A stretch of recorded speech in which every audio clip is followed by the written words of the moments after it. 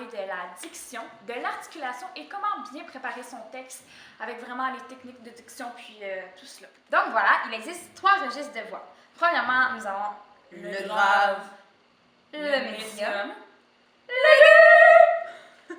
Donc, vous avez compris qu'on a le grave, le médium et l'aigu. Donc, nous, on vous conseille d'y aller avec le médium pour vos scènes de tournage, car vous allez pouvoir utiliser l'aigu dans l'état de surprise, de choc, et vous allez pouvoir utiliser le grave dans les états de malheur, comme par exemple, Marianne va vous donner donc, des exemples. ça va être, le registre que je vais faire, ça va être un registre aigu. Oui. Non! Mais qu'est-ce qui se passe? Donc, ça, c'est un registre aigu, puis sinon, dans les moments de malheur, comme mettons la mort, On emploie le grave. on emploie le grave. Oh, il est mort. Donc, voilà.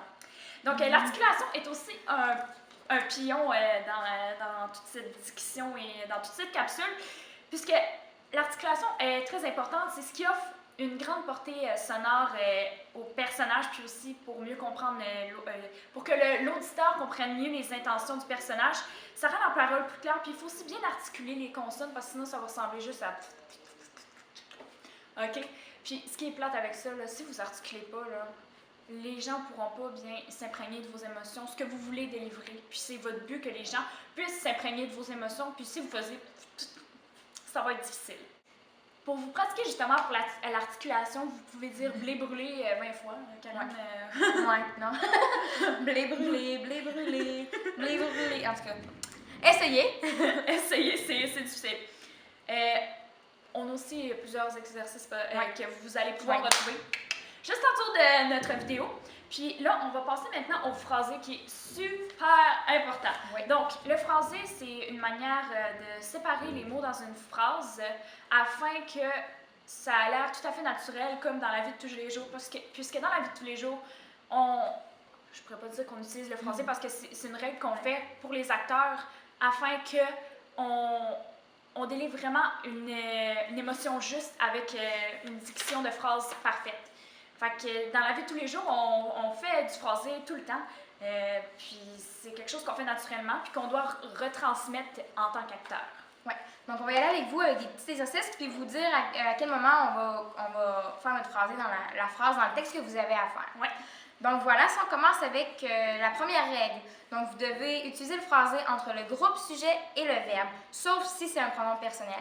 Par exemple, si on y va avec une phrase, les papillons sont magnifiques. Voilà. Donc, une autre règle avant et après le complément de phrase. Donc, un autre exemple, si on y va comme ça. La vie est belle.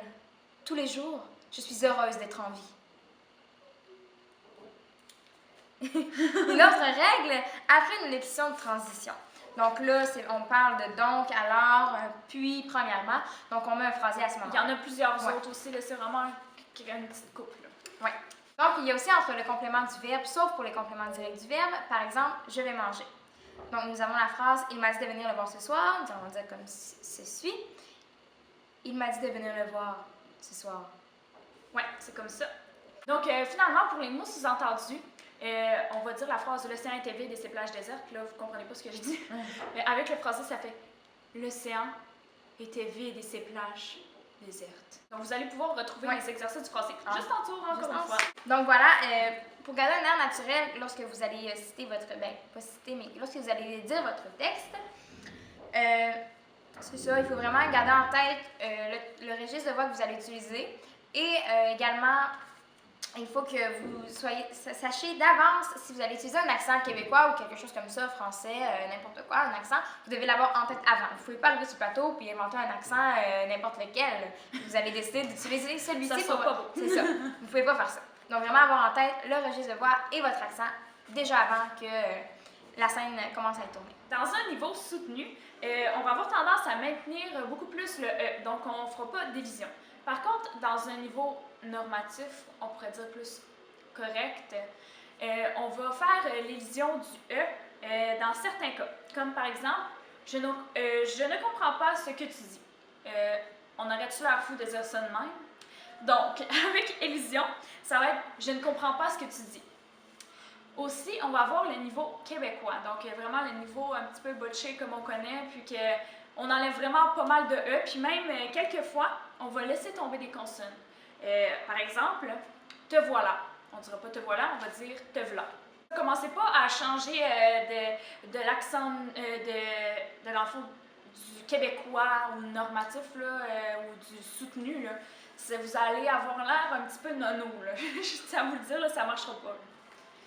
Donc, Karine va vous faire un exemple avec l'accent québécois. Oui, donc si on emploie l'accent québécois que vous avez déjà choisi avant, ça va y aller comme ceci. Et maintenant que je l'ai revu, je ne l'avais plus.